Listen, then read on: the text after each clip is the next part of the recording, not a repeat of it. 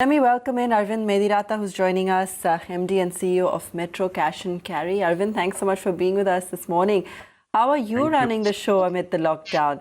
How many of your stores are operational at the moment? How are you managing deliveries? So first of all, I would say that we fully endorse the decision of the Prime Minister to enforce a lockdown in the country. We believe it's the only way to tackle the corona outbreak in the country. And I will say that it has been a roller coaster ride. So till last Saturday, before the Janta curfew, we saw that the business was doing very well and our business was growing. But Monday, there was a lockdown already in force in almost 75 to 80 districts in the country. And after Tuesday, there was a lot of chaos. Wednesday was the first day of the lockdown. We have a lot of interesting learnings. There was, in a way, complete disruption. But I must say that between yesterday and today, things have improved dramatically. And we are working very proactively with the government through industry bodies like FICCI, CII, Retail Association of India, to ensure that things get back to normal as soon as possible. At the same time, on behalf of all the retailers, wholesalers, I must say that we are committed to providing the citizens of this country all the essential food and grocery articles. So as of now, as we speak, we have 27 stores across 17 cities. All the stores are operational in some form or fashion. In some stores, we are only doing delivery. And in some stores, we have a combination of customers coming in and we are also doing delivery. And the experience has been quite different across states. So in the state of Karnataka, which is where our headquarters is, the experience has been extremely pleasant. Same has been the case in Telangana and Bengal.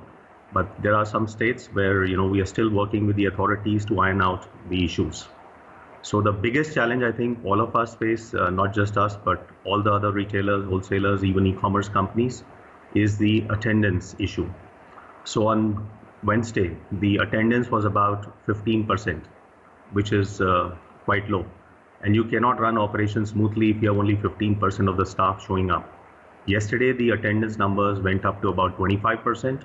Today is even better at 35%. And there were two issues which were leading to poor attendance. One was, of course, the fear of catching coronavirus if people venture out of their homes.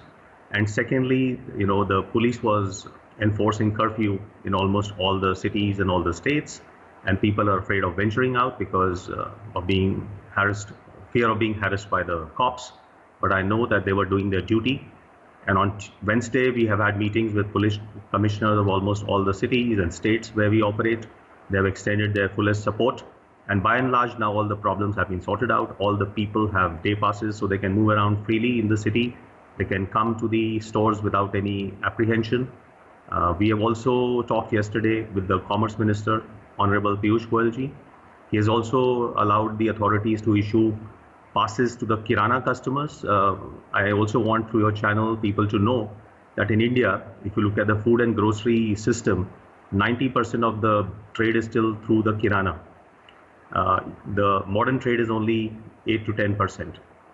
So it's very important for the Kirana stores to be operational in all the cities. They're also next door to all the big condominiums and the residential neighborhoods. So they play a very important that they remain. Okay, just Arvind, I'm just going to butt in there because we're counting down also to the RBI presser. You talked about different states and regions. Are any, more worse hit than others? And even on your own inventory front as well, are you, stocked up? Is there enough supply at the moment? That's a very good question.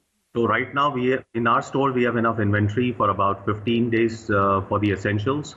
But we are seeing certain articles where there is going to be a scarcity if the lockdown or the closing of borders is not reversed. So this is in things like lentils or dal, which is an essential article. Every household consumes it, and even things like cooking oil. We are also running low on inventory of some of the snacking products like biscuits, water, beverages. This is because the truck movement has been restricted across state borders. Many of the states closed their borders starting Monday, and the trucks are stuck. Similarly, if you look at a very perishable item like fruits and vegetables, where you get daily supplies, sometimes multiple supplies on the same day, If there is a disruption in movement of trucks and delivery vehicles, it does lead to shortages. And as we speak, some of the articles like fruits and vegetables, some of the articles, the prices have gone up by 50 to 75%. So the sooner this thing is eased out, the better it is for everybody. Otherwise, the prices could go up, especially in fruits, vegetables, and commodities. And the minister has taken note of it and promised to talk to the state governments to ease this out. And the states where